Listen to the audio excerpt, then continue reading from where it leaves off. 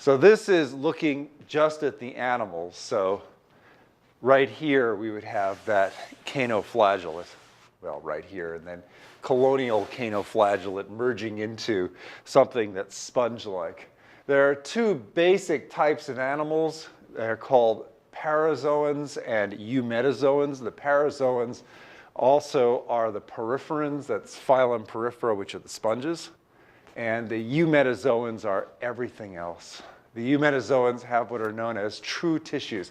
The sponges, basically, their bodies are not differentiated into different tissue types. They are, in a sense, just a tissue type. Whereas the rest of the animals have their bodies broken up into different portions that consist of different tissues. Among the eumetazoans, there are the radiata versus the bilateria. Those are the animals that are radially symmetrical as their basal state versus the ones that are bilaterally symmetrical. Bilaterally symmetrical basically is what we are. We have a left and we have a right. The radially symmetrical animals turn out to also have basically two tissue types or primary germ layers.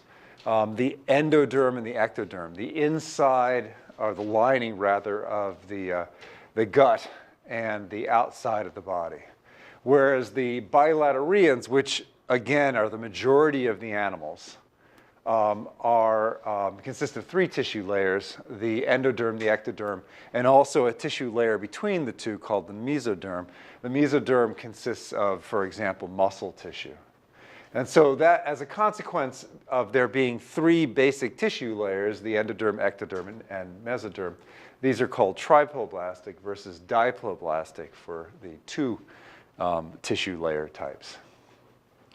Among the bilaterians, we again have two basic types, the deuterostomes and the protostomes, although actually things are more complicated than that. The deuterostomes consist of the echinoderms, like the starfish, and the chordates, like ourselves, and that's what we're going to consider in chapter 15.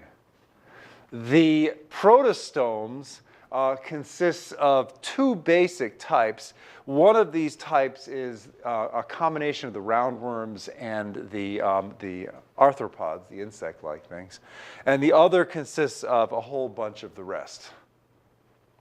And we're going to talk about the protostomes only briefly with this grouping in mind, but mostly we're going to talk about them in terms of what they look like phenotypically, rather than how they're necessarily genetically similar.